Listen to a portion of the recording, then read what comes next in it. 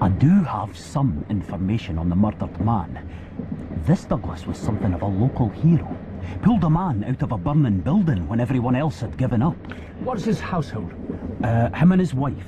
Just a few servants. And he's an American, you say? Well, that's what I'm told. Mrs. Douglas, too? No, she's a local lady. Quite the beauty, it seems. And a fair bit younger than her husband. Who discovered the body? A house guest, Mr. Cecil Barker. Do you know anything about him? Well, he's often there, apparently. A friend of Mr. Douglas? Or his wife? I see what you're thinking, Doctor, but it was Mr. Douglas he was close to. A friend from the old days, in the Californian goldfields, so they say.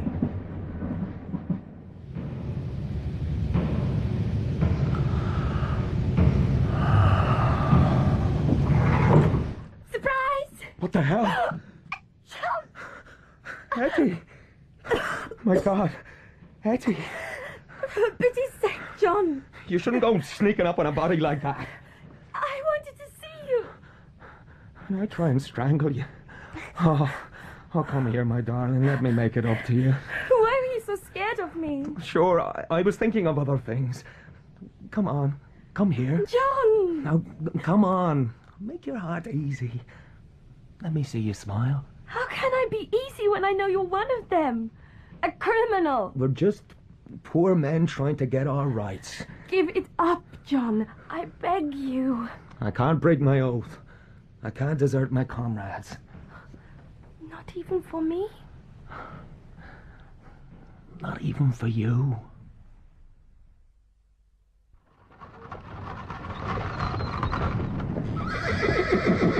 Burlstone Manor, gentlemen. Thank you. That's not a house, it's a fortress. Aye, that's the word for it. Jacobean. Built on the ruins of something much older. Probably 11th century. That really would have been a fortress. This is enough of one for me. A moat and a drawbridge. Wonderful. That drawbridge still works. See the oil on the chain? Not from here, no. Some of the winding gears, almost new. Interesting. This Mr. Douglas valued his security. Jacobean, you say? Yes, why? Oh, I was just thinking. This house has seen 3 centuries of births and homecomings, and country dances and hunts and happiness. Thank you, Watson. And now, in its old age, this tragedy. Mind you, it's a fit setting for a murder. Silent as a churchyard and dark as a tomb. Beautifully put. You'll probably double the circulation of the Strand magazine. Mr. MacDonald? Oh, wait, Mason. Gentlemen, good morning to you. Good morning. Oh, Dr. Watson. I hope we'll all have a place in the book when the time comes, eh? Mr. Holmes? Mr. White Mason? Oh, this is something after your own heart, gentlemen. A snorter. A real snorter.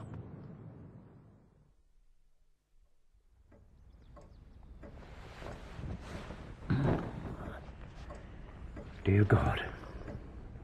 He was found in exactly this position. Yes, sir, he was. We moved the gun, but that were all. Where exactly was the gun? Across his chest. Excuse me. Yes. It was a double-barrel shotgun.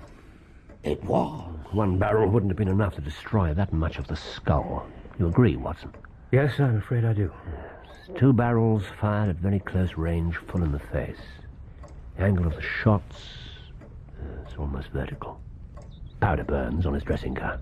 Are you sure this was murder, Inspector? Details. That's what's important in this life. You get the details right, the rest will take care of itself. Don't ever get tired of the sound of your own voice, McMurdo. Not half as tired as I do of yours, Baldwin. That's enough. Brother Baldwin, get back to your beer. Brother McMurdo. A word. I'm beginning to have my doubts, Doctor. White Mason, I hope you've not brought us down here for nothing. I don't think so. Though it's true that everyone's first thought was for suicide. Mr. Barker, Ames the butler, the housekeeper. What about Mrs. Douglas? What was her reaction when she saw the body? She didn't. Mr. Barker managed to stop her before she could come in here. Indeed. You're about to tell us the evidence for murder.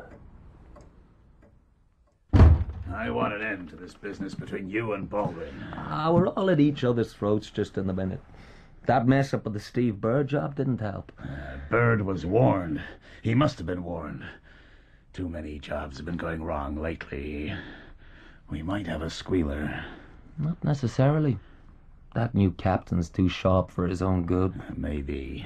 You want him taken care of? It's too risky. This is a war. There's always going to be risks. I didn't bring you in here for a lecture, McMurdo. Then why did you? There's a job for you. And for you alone. I'll not have this one fail. What's the job? Have a look at this. Was the window open like that when the body was found? Nothing's been touched, Mr. Holmes. We may not be Scotland Yard, but we know how to preserve a crime scene. Not being Scotland Yard's a distinct advantage. Mr. Holmes. Is that blood? Yes, a partial footprint, man's boot. It seemed to me that someone stepped on the sill as he climbed out the window. But aren't we directly above the moat? Yes, we are. What else is there? Well, Mr. Barker is adamant that the gun isn't from this house. The butler, too. May I see the weapon? I had to move it so the local doctor could examine the body. The barrels have been sawn off short. Never seen that before. Here. Yes, American practice makes it easier to conceal. The triggers have been wired together. Pull one and both cartridges fire. There's a maker's monogram. Oh, yes. P-E-N. Oh, it means nothing to me, I'm afraid. Pennsylvania Small Arms Company, thank you. Now, what more? This was found on the body, neatly tucked into the cord of the dressing gown. Watson? Thank you. Plain white visiting card, rather cheap quality. 2 words written in ink.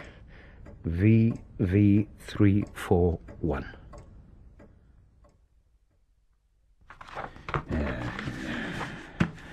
Chester Wilcox, chief foreman of the Iron Dike Company.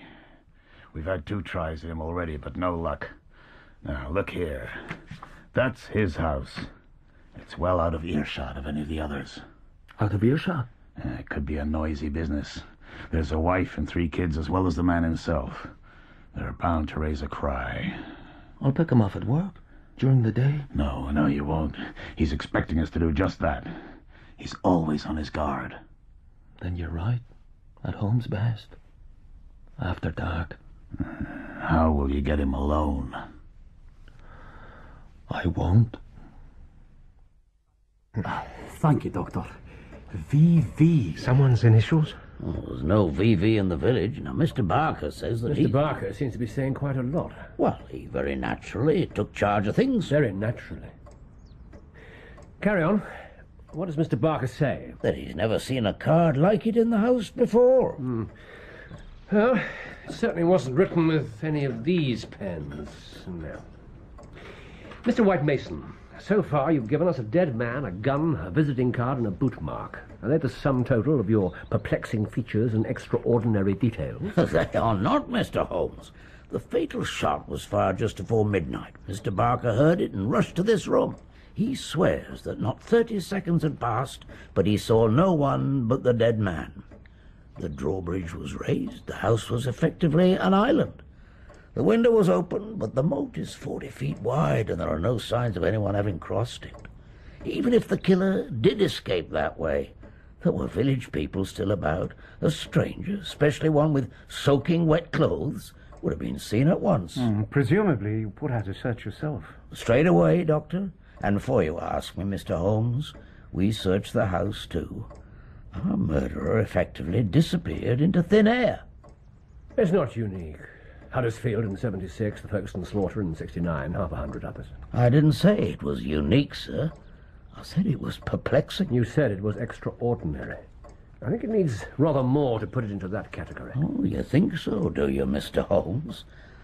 Then look at the dead man's hand. You see this ring? Unusual design. Is that gold? It's called a nugget ring, a fragment of pure gold ore in a plain metal band. So that supports the story of his past life in the goldfields. Oh, there's more to it than that, Doctor. Everyone in the house swears that Douglas always wore that ring outside his wedding ring. What wedding ring? The wedding ring from his first marriage. The wedding ring that Barker says meant more to him than anything else in the world. The wedding ring that never, ever left his finger. The wedding ring that isn't there now. Exactly.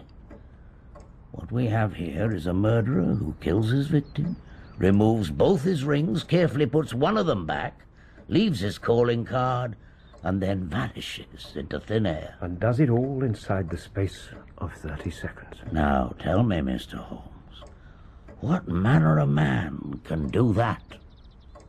What manner of man, indeed.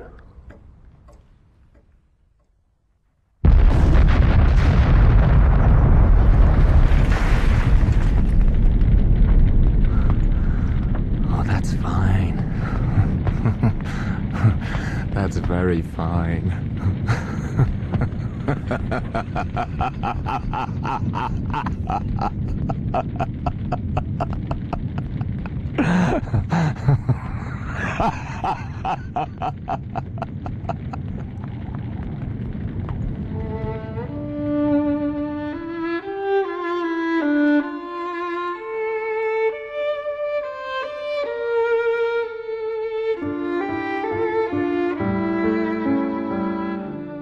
In Episode 1 of The Valley of Fear by Sir Arthur Conan Doyle, Sherlock Holmes was played by Clive Merrison and Dr. Watson by Michael Williams.